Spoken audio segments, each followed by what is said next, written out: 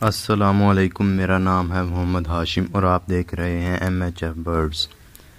آپ میں سے ہر کسی نے کبھی نہ کبھی اینٹی بائیوٹک میڈیسن کے بارے میں سنا ہوگا۔ اینٹی بائیوٹک میڈیسنز جراثیمی بیماریوں کے لیے استعمال کی جانے والی ادویات کو کہتے ہیں۔ یہ ادویات موسم کو مد نظر رکھتے ہوئے بیماری پھیلنے سے پہلے احتیاطی طور پر استعمال کروائی جاتی ہیں۔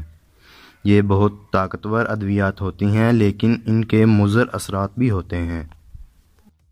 اینٹی بائیوٹک وائرل انفیکشن میں کام نہیں کرتی۔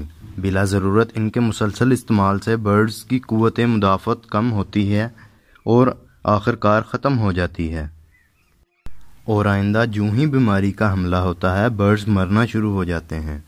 اس لیے ان ادویات کو احتیاط سے استعمال کریں تاکہ یہ میڈیسنز برڈز کی جان بچانے کا باعث بنے، نہ کہ نقصان کا باعث۔ کیونکہ اینٹی بائیوٹک وہ پرندوں کے لیے ہو یا انسانوں کے لیے جسم میں جانے کے بعد جراثیم کو مارتی ہے، خواہ وہ فائدہ مند جراثیم ہی کیوں نہ ہوں۔ کوریزا، کالرا، ٹائیفائیڈ اور دیگر جراثیمی بیماریوں میں اینٹی بائیوٹک کمال کا اثر دکھاتی ہیں۔ اینزوسم اور ٹائلوفرسن بہترین اینٹی بائیوٹک ہیں۔ ویبرامائسن کیپسول 2.5 لیٹر پانی میں 3 دن تک استعمال کروانا بھی اچھے نتائج ظاہر کرتا ہے۔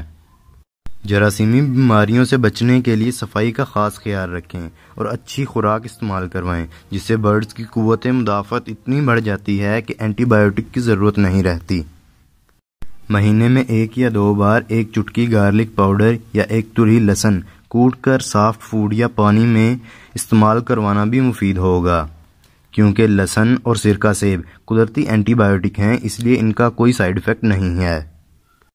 بروموسیپ سپرے چند ڈراپس 1 لیٹر پانی میں مہینے میں 1 یا 2 بار برڈز کو پلائیں۔ جراثیمی بیماریوں سے محفوظ رکھنے اور اینٹی بائیوٹک کی کم سے کم ضرورت پیش آنے کا باعث بنتا ہے، اور باہر سے جب بھی کوئی نیا برڈز لائیں تو اس کو اینٹی بائیوٹک کورس ضرور کروائیں تاکہ جراثیم نہ پھیل سکیں۔